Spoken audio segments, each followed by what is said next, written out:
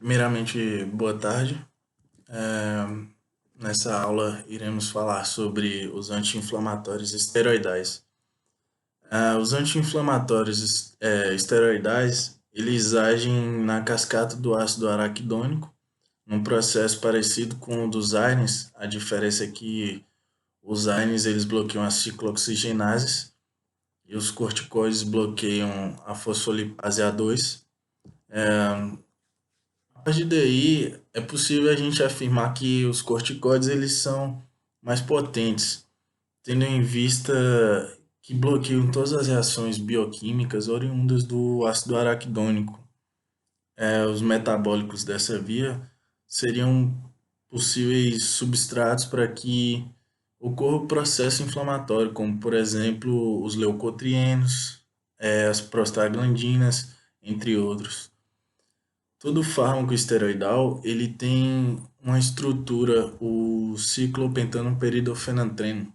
Existem diversos hormônios naturais no organismo, como progestagenos, androgenos, estrogênios, os mineralocorticoides, cortisol, todos possuem essa estrutura. Ah, A indústria ela procura fabricar moléculas semelhantes ao cortisol, no caso de se buscar um fármaco com atividade anti-inflamatória. O mecanismo de ação dos corticoides se dá através de que o fármaco ele atravessa a membrana plasmática por difusão passiva, se liga ao receptor citoplasmático, forma um dímero, um complexo fármaco-receptor e interagem em locais específicos do DNA, promovendo a transcrição nas fitas de RNA, as quais irão estimular ou inibir a síntese de determinadas proteínas. Tudo isso com o intuito de modular genes envolvidos na resposta inflamatória.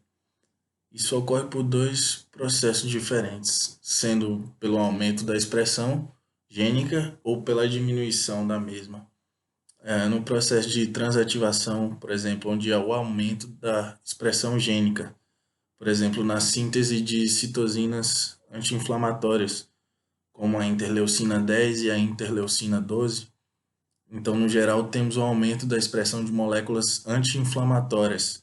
Já na transrepressão, onde há a diminuição da expressão gênica, por exemplo, a redução da síntese de peptídeo inflamatório, como é endotelina 1. Então, temos a diminuição da síntese de moléculas pró-inflamatórias. Vale ressaltar também o papel importante da lipocortina 1, que é o principal inibidor da cascata do ácido araquidônico. Sua expressão gênica ela é aumentada no processo de transativação. Sobre relação estrutura-atividade. As características gerais, elas começam a partir do grupo farmacofórico, que é a base indispensável. O esteroide derivado do pregnano, a mesma estrutura, só que com 21 carbonos, com formação espacial trans, barco ou cadeira, uma carbonila em C3 e em C20, uma hidroxila em C21 e dupla ligação entre o carbono 4 e o carbono 5. São características essenciais para se considerar um anti-inflamatório esteroidal. A mínima estrutura e é a partir dessa que a indústria ela promove várias alterações na fabricação de moléculas com ação parecida com o glicocorticoide e com os mineralocorticoides também, só que com potenciais e tempo de ação diferentes de acordo com a necessidade. Os mineralocorticoides, no caso da regulação do balanço eletrolítico, pressão arterial, e os glicocorticoides para anti-inflamatório essencialmente, que é o foco da aula. Alguns exemplos de alterações que podem ser feitas. Eu separei aqui dados interessantes de alterações que podem ser feitas. Por exemplo, um átomo de flúor no carbono alfa aumenta a atividade anti-inflamatória, só que aumenta a atividade mineral 3 vezes mais, como no caso da hidrocortisona e fludrocortisona. Por exemplo, também uma dupla ligação no carbono C1 e C2 aumenta a atividade glicocorticoide, diminui a atividade mineral, como no caso da cortisona, prednisona, entre outros fármacos. Então, conclui-se que existem alterações que aumentam e diminuem a atividade anti-inflamatória e no controle do balanço eletrolítico também, com base na estrutura da molécula, em especial os corticoides, que são o objetivo da aula, mais uma vez ressaltando.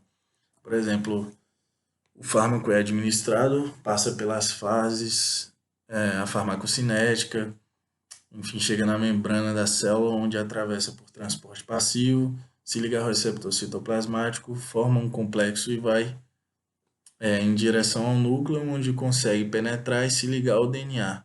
Por meio de regulação da transcrição, promove a transativação da expressão dos genes para a lipocortina ou por meio da transrepressão, promove a diminuição gênica de endotelina 1. Ambas irão atuar na inibição do processo inflamatório.